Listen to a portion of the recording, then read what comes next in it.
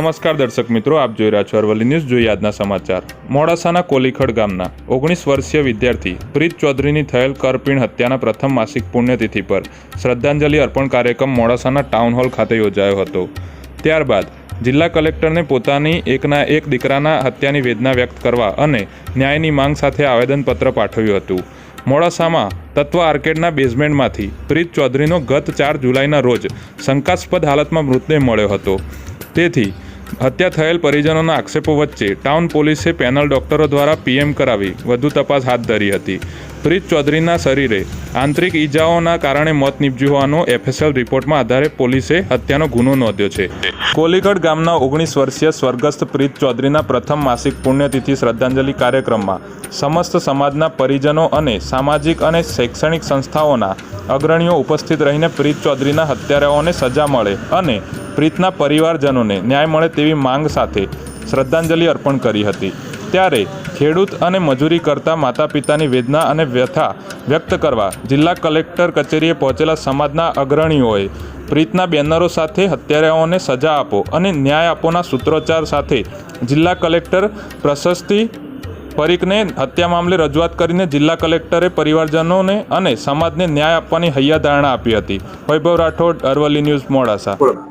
મારું નામ મીનાક્ષીબેન ગિરીશભાઈ વણકર છે। હું કોલીખડની વતની છું। મારો દીકરો પ્રીત ચૌધરી કે જેનું 4 સાથે મર્ડર થયું હતું, એના આજે 31 દિવસ પછી હજુ પણ એનો કોઈ નિકાલ ન આવતા અમે કલેક્ટર કચેરીમાં આવ્યા હતા। તો એમણે અમને હૈયાધારણા આપી કે આ અને સત્વરે એના જે આરોપી છે તેમને પકડીને એમને ન્યાય અપાવીશું સટીક રીતે, એવી એમને હૈયાધારણા આપી છે। આવેદનપત્ર આપવા માટે અમે આવ્યા હતા। ભારત દેશના ગુજરાત રાજ્યના અરવલ્લી જિલ્લાના મોડાસાની બાજુમાં એક દીકરાની, એક ખેત મજૂર દીકરાની કરપીણ હત્યા થઈ, એનો આજે 1 મહિનો પૂરો થયો છે। વારંવાર અરવલ્લી જિલ્લાની જનતા અને સમગ્ર જનતાએ પ્રશાસનને વિનંતી કરી, 4 તારીખે જ્યારે હત્યા થઈ હોય, 5 તારીખે પોસ્ટમોર્ટમ થયું હોય અને 9 તારીખે પોસ્ટમોર્ટમનો રિપોર્ટ આવ્યો હોય, ત્યારે 21 તારીખે આ અરવલ્લીની જનતાએ મૌન કેન્ડલ કાર્યક્રમ કર્યો અને પ્રશાસન સાથે રહીને આ પ્રજા માલિક હોવા છતાં શાસનને વિનંતી કરી અને 31 તારીખે આ હત્યાનો ગુનો દાખલ કર્યો। આજે એના 3 દિવસ એટલે 1 મહિનો થવા આવ્યો છે। ત્યારે જ્યારે પ્રાર્થના સભા અરવલ્લીની જનતાએ જ્યારે પ્રાર્થના સભા રાખી હતી, ત્યારે પ્રશાસનના કોઈ પણ અધિકારી ત્યાં આવ્યા નહીં। ત્યારે એ દીકરાની માતા અને દીકરાના પિતાએ પોતાનું જે શબ્દો નથી કહી શકતા એટલી એમની વેદના હતી।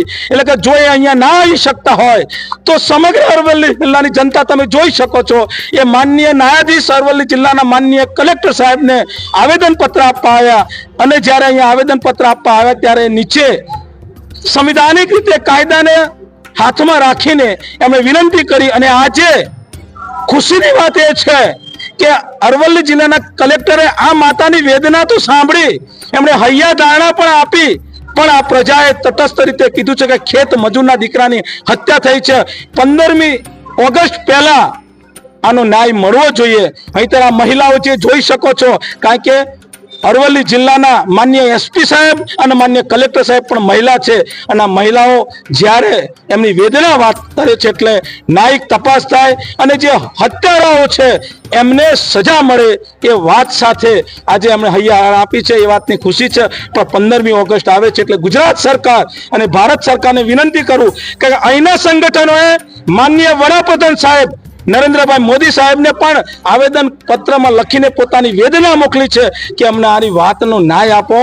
એટલે 15મી ઓગસ્ટ સુધી આ પ્રજા રાહ જોશે, નહીતર સમગ્ર ગુજરાત સંવિધાનિક રીતે પ્રજા જ્યારે રોડ ઉપર આવીને કે પ્રજા માલિક છે અને પ્રજા કહે છે કે શાસનમાં જે બેઠેલા છે એ પ્રજાએ એમને સીએમ બનાવ્યા છે। અને મારી વિનંતી છે, હસમુખ સક્સેના વિનંતી કરે કે માનનીય મુખ્યમંત્રી સાહેબ એ માની વેદના એના ઘરે જઈને સમજે તો એમની વેદના સમજાશે કે માનનીય મુખ્યમંત્રી સાહેબને પણ દીકરો હતો, જ્યારે એમનો દીકરો બીમાર પડ્યો ત્યારે મહારાષ્ટ્રની અંદર જવાનું થયું ત્યારે પ્રજાના પૈસે પ્લેન ધારવાએ ત્યાં ગયા હતા। અને આ તો અરવલ્લી તો બાજુમાં એક જિલ્લો છે, તમે કલાકમાં એ પરિવારની પાસે આવી શકો, એ જ વાત, બીજું કઈ નહીં. હમ હમારા હક માંગતે નહીં કિસી સે ભીખ. બીજું છેલ્લે એટલું જ કહે, ન્યાય આપો, ન્યાય આપો. Justice for Preet Chaudhary, justice for Preet Chaudhary.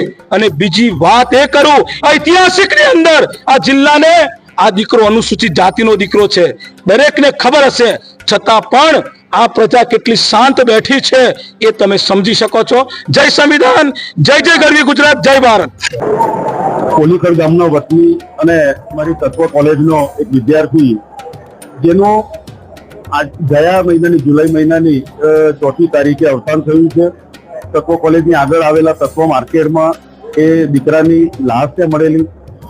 એ સમયથી જ એના પરિવારની સાથે તત્વ કોલેજનો દરેક સ્ટાફ એવું વિચારતો હતો કે ભાઈ આ બનાવ કેવી રીતે બને, અને એ બનાવમાં કાયદો અને વ્યવસ્થાની રીતે પોલીસ ડિપાર્ટમેન્ટે તપાસ શરૂ કરી છે. આજે એના શ્રદ્ધાંજલિના આ કાર્યક્રમમાં અહીંયા ઉપસ્થિત રહ્યો, દીકરાને શ્રદ્ધાંજલિ પાઠવી છે. આવા આશાસ્પદ યુવાનોના આ રીતે મોત એ ખૂબ જ ગંભીર બાબત છે. હું આજના શ્રદ્ધાંજલિના પ્રસંગે તંત્રને વિનંતી પણ કરીશ, અને એક એમને અમારા વતીથી એક અમારી એમની નમ્ર વિનંતી છે કે આવો જે બનાવ બન્યો છે એની પૂરેપૂરી તપાસ થવી જોઈએ, અને આ તપાસના અંતે જે પણ ગુનેગારો છે એમને કડકમાં કડક સજા થવી જોઈએ. આવા આશાસ્પદ દીકરાઓ આ રીતે જતા રહે અને વહીવટી તંત્ર બેસી રહે એ યોગ્ય નથી. તો ફરી એકવાર તંત્રને વિનંતી છે, અને આજના પ્રસંગે એના પરિવારને આ દુઃખની ઘડીએ એમને ઉગ્રત એમને એક સપોર્ટ આપે એવી વિનંતી સાથે આ દીકરાને ફરી એકવાર શ્રદ્ધાંજલિ પાઠવું.